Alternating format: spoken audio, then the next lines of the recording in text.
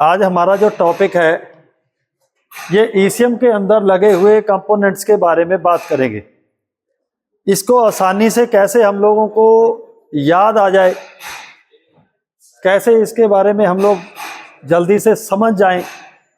ठीक है, आप लोग यहाँ पे इंस्टीट्यूट में आए हो, कंपोनेंट्स को याद करने के लिए नहीं आए हो।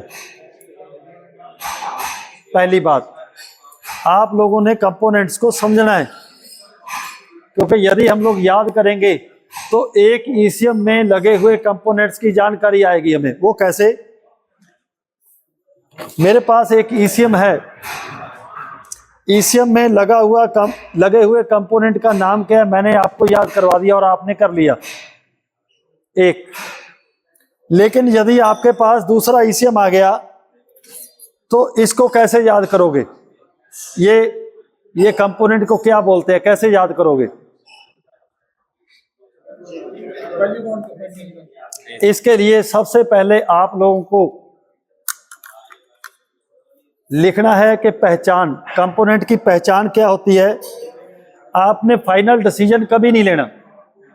ऐसा दिखाई देने वाला कंपोनेंट एक मॉसफेट हो सकता है, डायोड हो सकता है, ट्रांजिस्टर हो सकता है, वोल्टेज रेगुलेटर आईसी हो सकता है। 4 कंपोनेंट हो गए। पहले नजर में एक पहचान के दिमाग में आया कि ये मॉसफेट हो सकता है। ओके, दूसरा काम आपको क्या करना है, इसको साथ की साथ नोट करते रहिए। दूसरा है पहचान के बाद इसका काम क्या है। जिस कंपोनेंट को हमने समझ लिया कि ये मॉसफेट है, अब आपको उसके काम की रिसर्च करनी है। काम क्या करता है? काम। तीसरा क्या है? तीसरा पॉइंट है टेस्टिंग। हम लोग क्या करते हैं, इस पॉइंट को गलत देखते हैं। पहले पहचान मॉसफेट है, दूसरा हम उसकी टेस्टिंग करते हैं। हम मल्टीमीटर से इसकी क्या करते हैं, टेस्टिंग करते हैं, जो कि एक गलत तरीका है ट्रेनिंग लेने का, सीखने का, ट्रेनिंग देने का। एक गलत ट्रेनिंग देने का भी गलत तरीका है। यदि हम लोग पहले इसकी टेस्टिंग करें, बाद में कहें ये क्या है। हम लोग बुक्स के अंदर रीड करते हैं, फिर उसकी टेस्टिंग करते हैं, लेकिन उसका काम पहले पहचान, फिर उसका काम, फिर उसका टेस्टिंग।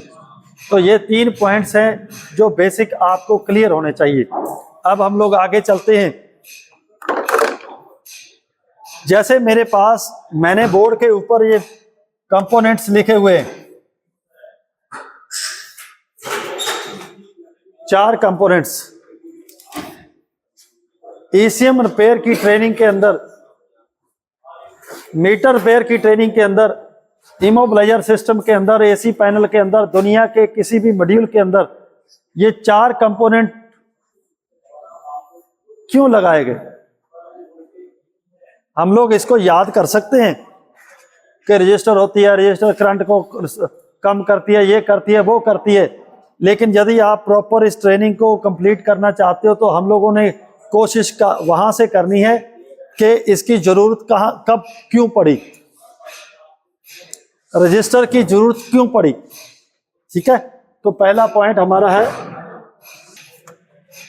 रजिस्टर पैदा क्यों हुआ। क्वेश्चन अपनी कॉपी पे नोट कीजिए। एक रजिस्टर पैदा क्यों हुआ, रजिस्टर कैसे पैदा हुई, इसको समझते हैं। देखिए,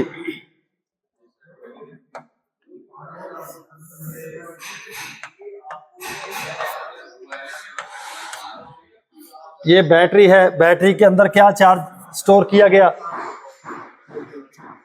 चार्ज को स्टोर किया गया, पावर को स्टोर किया गया। उसके बाद ये पावर को आगे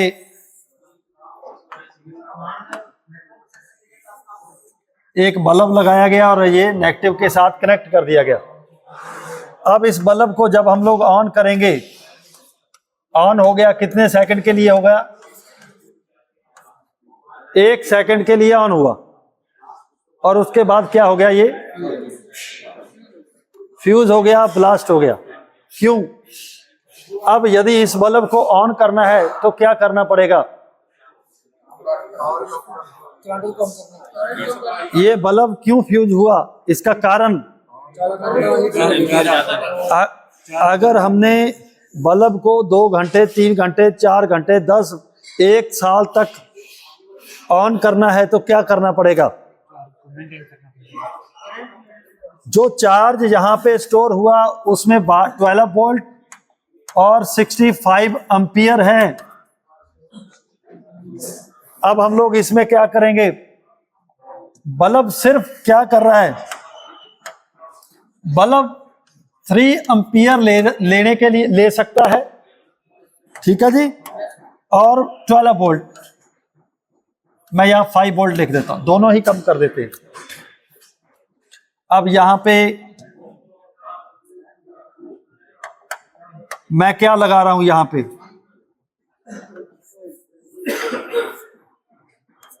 रजिस्टर लगाया, रजिस्टर ने क्या किया,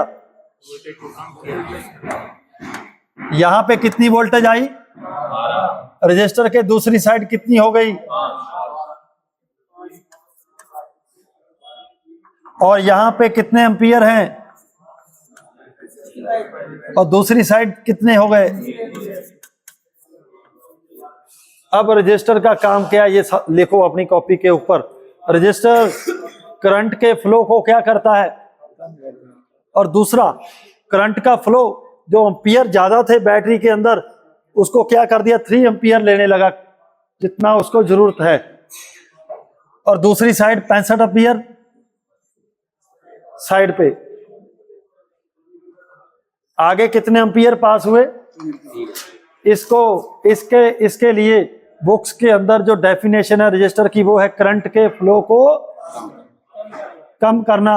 दूसरी डेफिनेशन वोल्टेज की सप्लाई, जो वोल्टेज 12 थी उसको कितना कर दिया, जितनी इस बल्ब को क्या है 5 वोल्टेज, उसके लिए क्या लगाना जरूरी था, एक ऐसा कंपोनेंट जो करंट के फ्लो को कम करे, वोल्टेज के फ्लो को क्या करे। फ्लो क्या होता है, एक प्रेशर है, ठीक है, फ्लो एक प्रेशर है। इसके पास 65 एम्पियर का प्रेशर था, दूसरी तरफ प्रेशर क्या हो गया, कम हो गया। तो इस तरह आप लोगों ने ट्रेनिंग को बेहतर बनाने के लिए इस तरह ट्रेनिंग लेने की कोशिश करनी है। हम लोग जो आपको देने वाले हैं उसमें आपके लिए ये बेहतर होगा कि आपका दिमाग और हमारा दिमाग, हम लोग आपको क्या देना चाहते हैं उसको समझिए। प्रॉब्लम क्या होती है, स्टूडेंट्स ज्यादा बुक्स को रीड करने की कोशिश करते हैं, अदर सोर्स से इंफॉर्मेशन लेने की कोशिश करते हैं। व्हाई, क्यों? अब ये रजिस्टर को आप यूट्यूब पे जाइए, गूगल पे जाइए, बुक्स में जाइए, तो क्या होगा, इंफॉर्मेशन ज्यादा दिमाग में आएगी। इंफॉर्मेशन ज्यादा नहीं चाहिए, हमें समझदारी चाहिए कि आपको समझ कितना आया और किस तरीके से आया। यदि वो समझदारी में दिक्कत है तो आप बार बार मेरे साथ बात कीजिए कि मुझे ये समझ में नहीं आया, कॉपी पे नोट कीजिए, समझिए कि रजिस्टर की जरूरत क्यों पड़ी। अब इसके आगे मैंने ये इसके 2 काम लिखवाए, कितने लिखवाए। अब हमारे ईसीएम के अंदर 3 काम और हैं रजिस्टर के, वो जब आप लोगों को आगे हम लोग ट्रेसिंग पे लेकर जाएंगे उस समय क्लियर करेंगे, ठीक है। फंक्शंस ऑफ रजिस्टर, ओके, ये 3 काम हम लोग आगे नेक्स्ट लेवल पे जाकर क्लियर करेंगे।